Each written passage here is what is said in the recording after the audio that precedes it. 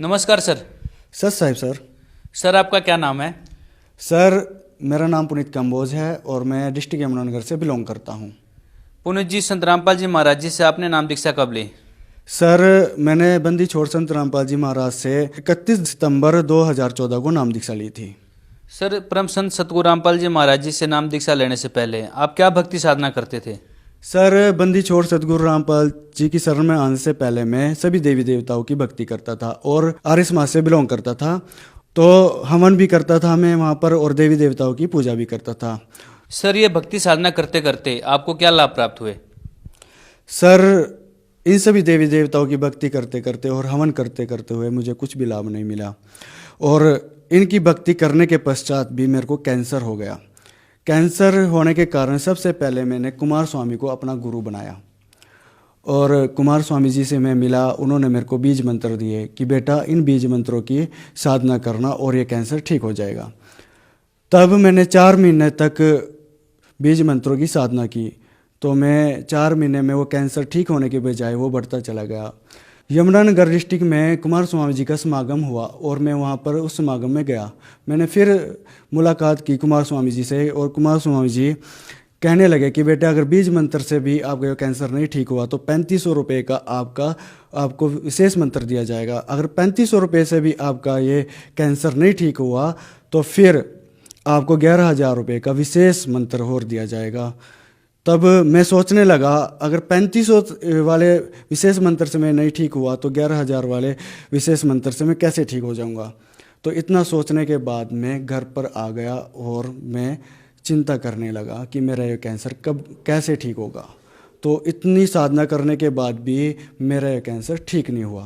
सबसे पहले मेरा टेस्ट हुआ था रोहतक पीजी में और उन्होंने एमआरआई कराई और एमआरआई कराने के पश्चात डिसीजन लिया कि ये कैंसर अगर हम इसको ऑपरेशन भी करते हैं तो इसकी मुंह की नस कटेगी और मुंह टेढ़ा हो जाएगा। मतलब कि अगर इधर से मैं कैंसर की गांठ को निकालेंगे तो मुंह ऐसे टेढ़ा हो जाएगा। उसमें रिस्क था कि ब्रेन हेमरेज भी हो सकता है और ये आंख की पलक भी जा सकती है और बोलने में भी दिक्कत आ सकती है।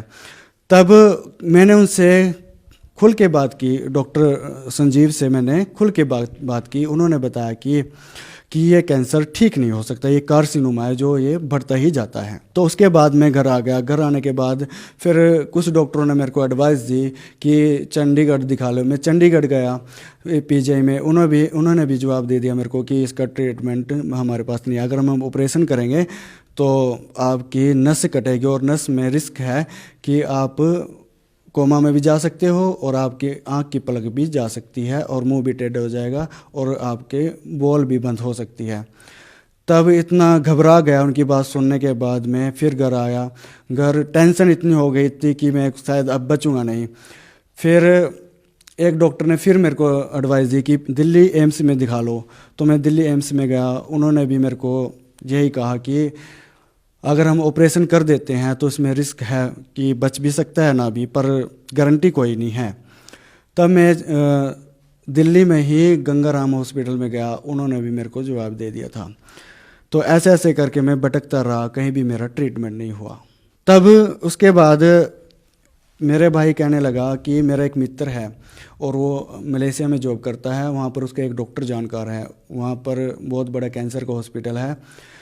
तो मेरे भाई के कहने पर मेरे भाई के मित्र ने वहाँ डॉक्टर से बात की और उन्होंने कहा कि ऑनलाइन मेरे को दिखा दो। जब मेरे को ऑनलाइन देखा डॉक्टर ने, वो कहने लगा कैंसर तो काफ़ी बड़ा है और गंभीर है, क्योंकि मेरे ये कैंसर काफ़ी बढ़ चुका था, कम से कम इतना हो गया था। तब उन्होंने देखा कि चलो मैं दवाई दे सकता हूँ उसके, बट ये ऑपरेट करवाने के लायक नहीं रहा। तब मलेशिया वाले ने दवाई वहाँ से भेजी और उन्होंने कहा था कि अगर इसका कैंसर ये 30 दिन के अंदर अंदर कम हो गया तो ये बच जाएगा, वरना ये भी बचेगा नहीं। तब मैंने 30 महीने तक वो दवाई यूज़ की और वो कैंसर और बढ़ गया। तो और चिंता होने लगी मेरे को। तो मैं यही सोचने लगा कि अब मेरी मौत आ गई है और मैं परमात्मा को याद करने लगा। फिर सर आप संत रामपाल जी महाराज जी के शरण में कैसे आए? सर तत्वदर्शी संत रामपाल जी महाराज जी की शरण में मैं एक दिन कैसे आया हूँ वो बताता हूँ। एक जय गंगा मैया नामक एक नाटक चलता था, टीवी सीरियल चलता था, और मैं देख रहा था। तो मैं सोचने लगा कि इन ब्रह्मा विष्णु महेश के भी कोई माता पिता होंगे। तो इतना सोचने के बाद मैं अपनी बैठक में जाके बैठ गया। तो वहाँ से मैं, गर्मियों के दिन थे, मैं बाहर निकला और बाहर मेरे को कोई एक ऐसा भक्त था जो पुस्तकों की सेवा कर रहा था। उन्होंने मेरे को पुस्तक दी कि बेटे ये 10 रुपये की है। तो मैंने टाइटल पढ़ा कि ज्ञान गंगा। मैंने सोचा ये गंगा के बारे में लिखा होगा। तब मैंने वो 10 रुपये की पुस्तक ले ली और घर पर रख दी। मैंने वो पढ़ी नहीं। जब मेरे को ये कैंसर हो गया, मैं सारी जगह से थक गया था, तब परमात्मा ने प्रेरणा करी। तब मैंने वो पुस्तक उठाई, वो पढ़ी। उसमें सबसे पहले मैंने सृष्टि रचना पढ़ी। सृष्टि रचना पढ़ने के बाद काल और ब्रह्मा विष्णु महेश के माता पिता के बारे में मेरे को पता लगा।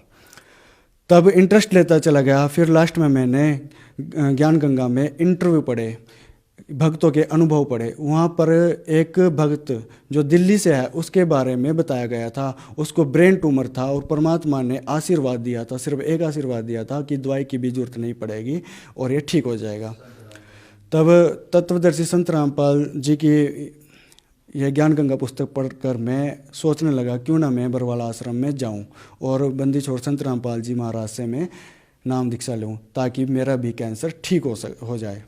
सर, आपने बताया कि आप कैंसर की बीमारी को लेकर के काफ़ी चिंतित थे और आप यह बीमारी का इलाज कराने के लिए दिल्ली आप एम्स गए, पीजीआई रोहतक गए, चंडीगढ़ भी गए और यहाँ तक कि आपने मलेशिया से भी आपने अपना इलाज करवाया। उसके बाद आप कुमार स्वामी जी के पास गए, आपने वहाँ से बीज मंत्र लिए।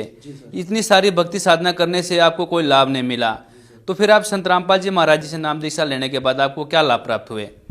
सर, जब मैंने तत्वदर्शी संत रामपाल जी महाराज से यह नाम दीक्षा ली, तब गुरु जी ने मेरे को आशीर्वाद दिया। बंदी छोड़ संत रामपाल जी ने मेरे को आशीर्वाद दिया कि बेटे भक्ति करो और ये कैंसर भी ठीक हो जाएगा आपका। तो इतना आशीर्वाद लेने के बाद मैं घर आ गया। तब मैं अपने पापा को लेके गुरुजी के पास गया, आश्रम में, सतलोक आश्रम में गया और वहाँ पर लाइन में लगे हुए थे सभी भक्त। गुरुजी आशीर्वाद देते आ रहे थे। तब मेरे को भी आशीर्वाद दिया, मेरे डैडी जी को भी आशीर्वाद दिया। तो मेरे डैडी जी पूछने लगे कि गुरुजी इनकी कैंसर की गांठ अभी ये ख़त्म नहीं हुई। तो परमात्मा संत रामपाल जी महाराज ने कहा कि बेटे ये तो कभी के मर गए थे, ये तो परमात्मा ने रोक रखे हैं। तब मैं वहाँ पर रोने लगा और रोते हुए मैं पापा को बोलने लगा कि देखो मैंने आप लोगों को बताया था कि नहीं, मेरे को यम के दूध लेने आए थे और परमात्मा कबीर साहब ने मेरी उम्र बढ़ा दी थी। तब मेरे डैडी जी ने वहाँ तो कहा था आप बेटे सही बोल रहे हैं, और इसीलिए मेरे डैडी ने नाम दीक्षा ले ली।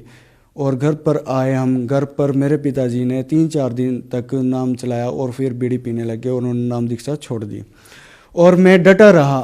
तो एक दिन क्या हुआ कि 18 नवंबर 2014 को ये बरवाला कांड हो गया, जिसमें हम सभी भक्त सीबीआई की जांच मांग रहे थे और सरकार ने सीबीआई की जांच नहीं की। तो जो टीवी पे दिखाया वो मैं देख के हैरान हो गया और लोक लाज के कारण मैंने भक्ति छोड़ दी। जब हमारे गुरुजी जेल में चले गए, भक्ति छोड़ने के बाद मैं बड़े बड़े शानों पे जाने लगा और झाड़ फूक कराने लगा। उन्होंने भी लास्ट में हाथ खड़े कर दिए कि ये तुम्हारा कैंसर ठीक नहीं होगा। तो उसके बाद मैं एस्ट्रोलॉजी के पास गया। एस्ट्रोलॉजी ने मेरी जन्म कुंडली देखी और जन्म कुंडली देखने के बाद कहा कि इसको कैंसर नहीं है, इसकी तो उम्र भी काफ़ी लंबी है। अब एस्ट्रोलॉजी ने जब यह बात कही तब मेरे वो बात फिर याद आ गई पिछले कि यम के दूध जब मेरे को लेने आए थे तब कबीर परमात्मा ने चित्रगुप्त के कागज़ फाड़कर मेरी उम्र बढ़ा दी थी अपने कोटे से। तब उन्होंने मेरे को, जब ये मैंने नाम छोड़ दिया था, तो एस्ट्रोलॉजी ने मेरे को ओम नमः शिवाय की भक्ति करने के कहा कि इसके कम से कम 1.25 लाख मंत्र जाप करने हैं। और उसकी विधि के अनुसार मैं ओम नमः शिवाय मंत्र का जाप करने लगा और उससे भी मुझको कोई लाभ नहीं हुआ। एक दिन क्या हुआ, मेरा गांव आर्य समाजी गांव होने के नाते मैं आर्य समाज से भी बिलोंग करता हूं। तो आचार्य जी आए और आचार्य जी कहने लगे पुनीत तुम्हारी चर्चा पूरे गांव में हो रही कि आप बहुत बीमार हो, शायद आप बचेंगे नहीं। तो इसीलिए मैं एक मंत्र सर्च करके लाया। मैं सोचने लगा कि आर्य समाज कब से मंत्र रिसर्च करने लगे, क्योंकि जो आचार्य जी थे वे संस्कृत में उन्होंने PhD कर रखी थी। तो मैं ऐसे मन में सोचने लगा कि ये तो ओम से बड़ा किसी को भी नहीं मानते, फिर ये मंत्र रिसर्च कहाँ से करने लगे। तब मैंने उनको उनके मुंह पे बोल दिया कि आर्य समाज वाले कब से मंत्र सर्च करने लगे, उनको यह बात दिल पे लगी। फिर आचार्य जी ने कहा कि चलो हवन कर लिया करो। तो मैंने कहा चलो मैं हवन कर लिया करूँगा और आप मेरे को विधि बता दो। उन्होंने 2 दिन तक मेरे को विधि बताई। तो फिर मैं खुद अकेला हवन करने लग गया। तत्पश्चात 1 महीना हो गया मेरे को हवन करते करते। तो कबीर परमात्मा फिर आए और एक छोटी सी किश्ती ले रहे थे अपने हाथ में। मेरी आत्माओं को निकाल के मेरे गांव से एक छोटी सी नदी जा रही, वहाँ पर घाट पर ले आए और बोले कि देख बेटे, जैसे इस किश्ती में इधर की जी बैठकर इस किश्ती द्वारा नदी को पार करके दूसरे छोर पे पहुंच जाती है, ऐसे में तो बेटे इस कालोक से पार कर सकता हूँ। तब इतना कह के अंतर ध्यान हो गए। फिर मैं सुबह उठा, मेरी मम्मी जी बोलने लगी चलो नहा धो लो, मैं आपको नहला देती हूँ और हवन कर लेना। फिर तब मैं मम्मी को बोलने लगा मैं हवन नहीं करूँगा। फिर मैं पता नहीं क्या हुआ, अचानक जब परमात्मा कबीर साहब आए थे, मेरे अंदर ऐसी कोई शक्ति आ गई थी जिससे मैं चलने लग गया और मैं चलते चलते अपने खेत में गया। खेत में चेरी लगी हुई थी और चेरी के बीच में मैं बैठ के खूब रोया परमात्मा को याद करके। इतना रोया कि आंखों से आंसू सूख गए, बुरी हालत हो रही थी। और मैं परमात्मा को याद कर रहा था, अपने गुरुदेव संत रामपाल जी महाराज को याद कर रहा था कि हे परमात्मा, आप तो जेल धाम में बैठे हो और मैं नाम दीक्षा कहाँ से लूँ। तब इतना रोने के बाद मैं घर पर आया। घर पर परमात्मा ने ऐसी प्रेरणा करी कि बेटे मोबाइल चलाओ। मोबाइल में मैं फेसबुक चलाता था कि मेरा टाइम पास हो जाए, क्योंकि बीमार था काफ़ी। तो फेसबुक पे कुछ भगत जुड़े हुए थे, तो मैंने स्टेटस बना के डाला कि भक्त भाइयों मेरे को कैंसर है और ऐसे ऐसे करके कबीर परमात्मा आए और मैं नाम दीक्षा कहाँ से लूँ। तब उन्होंने कमेंट में अपना नंबर लिखा, अमित भगत जी ने, और कहा कि मेरे से बात कर। मैंने उनसे बात की और उन्होंने मेरे को कुरुक्षेत्र नाम दीक्षा केंद्र का पता बताया। तो जैसे मैंने वो नाम दीक्षा ली, फिर वो मेरे मंत्र जो पहले करता था मैं मंत्र बरवाला कांड होने से पहले, वो सारे याद हो गए। और याद होने के बाद परमात्मा की दया से मेरे को ज्ञान भी हो गया। और ज्ञान होने के नाते फिर मैं परमात्मा को याद करके खूब रोया कि हे मालिक, मैंने ये नाम नहीं छोड़ना था। तब भक्ति करता रहा मैं। 4 दिन के अंदर अंदर एक भगत जी आए जिसका नाम लक्ष्मण भगत जी था, और उन्होंने मेरे को समझाया कि अब ये भक्ति मत छोड़ना, क्योंकि दुनिया में अगर कैंसर ठीक करने वाला है तो वो जगत गुरु तत्वदर्शी संत रामपाल जी महाराज है, और इस विषय में कोई भी तेरा कैंसर ठीक नहीं कर सकता। क्योंकि उनको भी, लक्ष्मण भगत जी को भी फूड पाइप में कैंसर हुआ था। तो मैंने देखा कि उसका कैंसर भी ठीक हो गया, क्योंकि उसके बोल में सुधार था। वो चल भी रहा था ऐसे कि इसको कोई बीमारी नहीं है।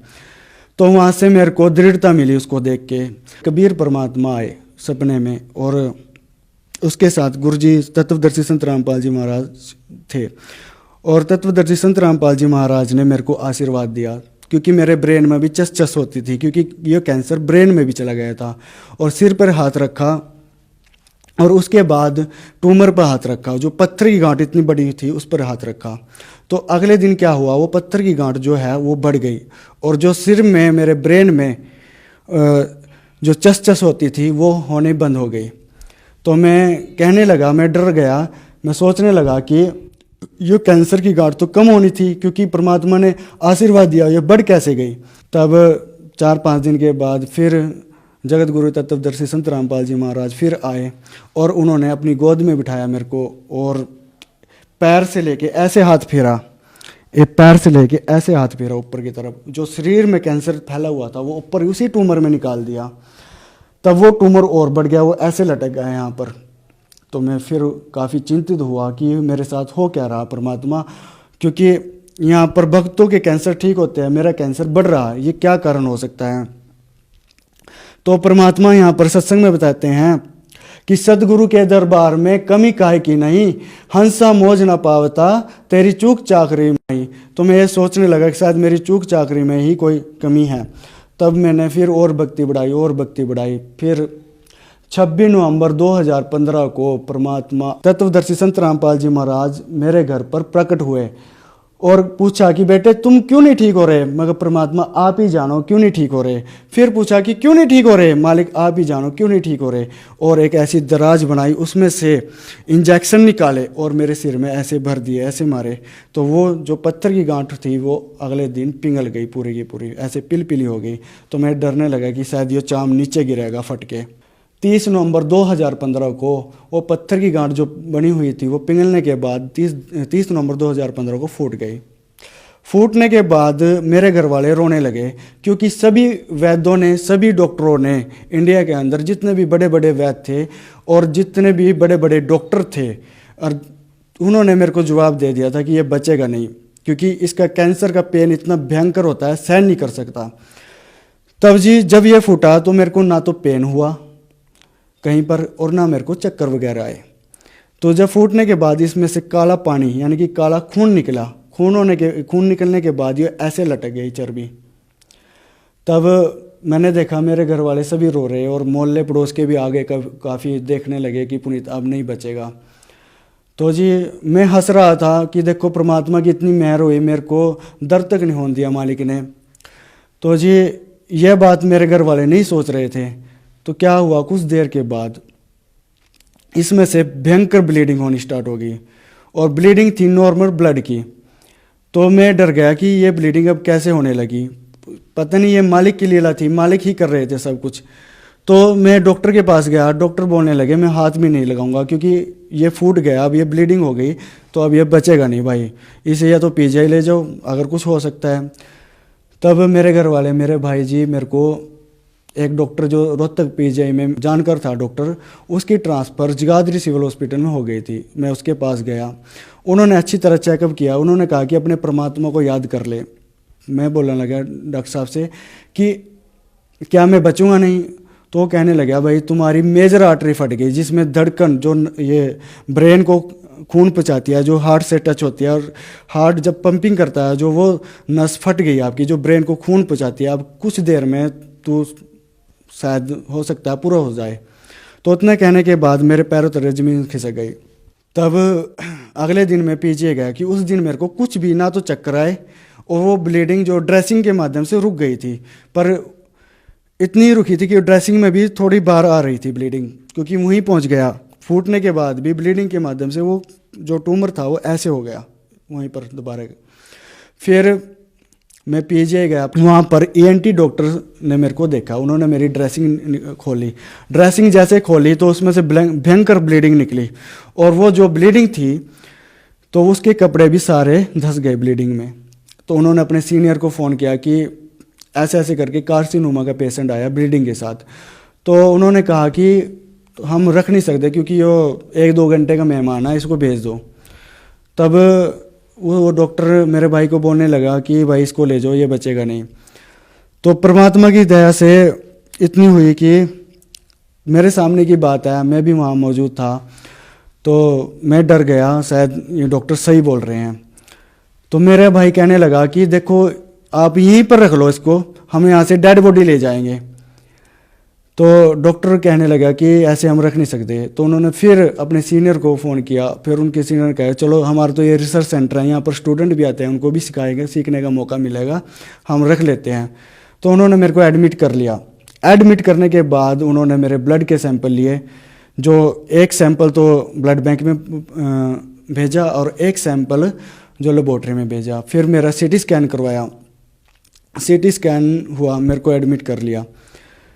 तो अगले दिन सुबह मेरे को ऑपरेशन थिएटर में लेके जा रहे थे। तो ऑपरेशन थिएटर में उन्होंने सबसे पहले मेरी ड्रेसिंग खोली। तो ड्रेसिंग खोली जैसे तो एक डॉक्टर बोलने लगा वेरी गुड। मैंने सोचा अगर इसने वेरी गुड बोला है तो कुछ ना कुछ परमात्मा ने चमत्कार किया। चमत्कार ये था कि जहाँ से ब्लीडिंग हो रही थी वो ब्लीडिंग रुक गई थी, बिल्कुल भी ब्लीडिंग नहीं आ रही थी। तो फिर उन्होंने मेरा मुंह खुलवाया, उन्होंने फ़ोन में फ़ोटो वगैरह ली। तो उन्होंने कहा कि चलो हम इसका ऑपरेशन चौथे दिन करेंगे क्योंकि अब ब्लीडिंग रुक गई। तो जी इतना उन्होंने मेरे और भी टेस्ट करवाए।